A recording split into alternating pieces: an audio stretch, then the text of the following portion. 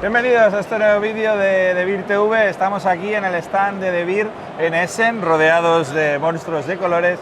Pero lo más importante, tenemos un invitado aquí a mi lado que nos hacía un mogollón de ilusión que estuviera en el canal. Se trata de Phil Walker Harding. Hello Phil, how are you? Good to meet you. Really nice to meet you. How are you? I was expecting this meeting every year. Well, it's good to finally be here Yeah. at Essen and with you. So. Yeah, well, Phil Walker Harding is from Australia, so it's a long trip from there. But finally, this year, 2018, you are at Essen. It's not your first time, but... No, but it was, I think 7 years ago I came. It was my first time pitching designs to publishers. Okay. So that was very exciting, and I just haven't been able to make it back until now. So, yeah. So, well, from that year till now, you have a lot of very successful games outside. So what's your perception of the fair with all those games there? Well, I mean, it's really amazing to walk around and see so many new games, so thousands it seems, but also to see my games being played is pretty cool. Sure. So the first year I was very new designer, but now I can see my games for sale and I see people playing them, and it's very fulfilling. Yeah. Tell us a bit about how is board game industry and board game hobby in your country. Well, it's smaller than it would be in most countries in Europe or America, but it's definitely growing. Yeah. And I'd say it's similar to the United States in some ways, in that we had a long history of just mass market American games in the shops. So just Monopoly and Scrabble and all these games. And just recently, the general public's starting to become more aware of hobby board games. So it's still growing, but there's some really exciting things happening. There's a few Australian publishers that are building up a reputation, which is great, and the hobby's growing. So it's exciting. But one tough thing about Australia is all our cities are very far apart. Yeah, I know. So it's hard to kind of get a big community going across the whole country, but it's slowly building up, which is good. And how you become a designer, how you decided, I want to do games. Yeah, well, it was just a hobby for a long time. So ever since I was little, I liked to make my own versions of games I was playing just for fun. And then as an adult, when I got into modern German games, I suddenly got the itch to do that again. So I just started designing on my own, and I just started self-publishing. So it was really just a little hobby, and I would just make my own handmade print runs, and it just grew from there. So actually Dungeon Raiders, the first version, was self-produced. Yeah. I self-published myself. Oh, really? Yeah, just 2,000 copies. And that's where it started. That was one of my very first games, yeah. So. I didn't know it. Yeah. So this... And then slowly publishers found out about me and my games, and just very slowly over time it grew. Okay, then you have a lot of love for this game. Yes, it goes back a long way. Yeah. How started the story of Dungeon Raiders? Well, what you were trying to do? Well, I really love a game called For Sale. Have you played For Sale, the property bidding game? And I really wanted to do my own take on a very simple, quick bidding game. And I had the idea, wouldn't it be interesting if instead of just bidding on properties or some sort of item, there was a bit more of a story. So you were going through a level of a dungeon, but you were still using kind of a bidding mechanism. And that was the initial idea that I had. And then when I started playing around with that idea, I thought, oh, there's a lot of fun I can have with the theme. So different monsters, different treasures you're collecting, different items. And yeah, it just kind of grew from there. Okay. And back then there weren't so many dungeon games. I mean, there's always been a lot of dungeon games. But I thought that might be a fun theme to put on a bidding mechanism. So that's where it came from. Okay, and this semi-cooperative feeling and backstabbing. Yeah, so that, in a way, I didn't set out to do that, but as the game developed, when a monster came up, it felt very natural that, well, we should all be fighting this monster together. And when a treasure comes up, we're going to be splitting the treasure evenly. So quite naturally it developed where there were ways for a lot of interaction to happen, and you can be a bit mean. Because you're going through this dungeon together, you've got to do it as a team, but there's still only one winner. So I didn't set out to do that, but it was kind of a happy part of the development that the game has this kind of a bit of negotiation and manipulation of the players about what you're going to do. So yeah. Great. And when the game was released and everything, how was the reception then? Yeah, so the first version did well, but because it was just me promoting it, and I was such a small little company, I wasn't even a company, it was just me. It was hard to get the game known. But it got a good reception. So I thought, oh, it's worth pursuing. And then a small publisher, well, they were small then, Homo Ludicus. Yep. They somehow, I don't know how, got a copy. And they really liked it, and so they made their own version. And that was really exciting. So that was one of my very first times a publisher did one of my games. And then eventually it passed from Homo Ludicus onto Devir. So the game's just kind of had this nice home in Spain. In Spain. So, which has been really nice. So yeah, so that's the story. So it always was well received, but it just, I think, took a little while to find its kind of place. Yeah. Yeah. And now it seems easier because it has this new version that has a gorgeous art. Yeah. What do you think about it? Oh yeah, I love this new version. It's always great to be able to go back and redo an older game. When we called you and said, Phil, we want to do a new version of the game, what was your thought? I thought, yes. Great. Yes. Because, I mean, the version that was out looked good, but I thought with like 6-7 years more experience of designing, I thought, oh, there's a few things I could go back and clean up. And actually, I decided, you know what, I'm going to try and just redesign the game from scratch. Really? And see if I can improve it in very big ways. And I spent about 6 months trying all these different ideas and can I make the game better in this direction? Can I make the game better in that direction? But every time I kind of ended up like, no, it worked pretty well. Like for what I was trying to do, I found a good kind of balance of all the different elements of the game. So not much changed, but it was really good to go back and just clean up a few of the messy things on the side. So that's really what the new version was. It's still the same game, but I got to go back and just fix up some of the small things that I wasn't happy with. But the basic gameplay is basically the same. Yeah. But what were those things that you wanted to change? Yeah, so the main one was, in the older versions, you could die. So your health could go into 0 and you were out of the game. And it didn't happen that often.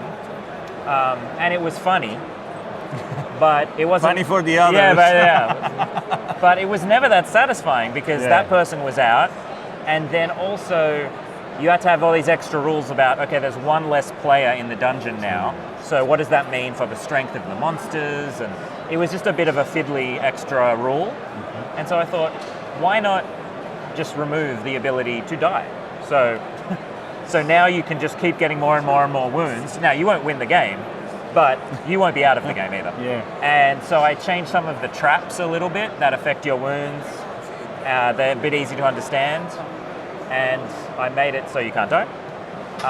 And then the other thing that was really fun to do was to go back and revisit the idea of having bosses at the end. Bosses. The bosses, yeah. So my first version didn't have the bosses. And then Homo Ludicus added the bosses.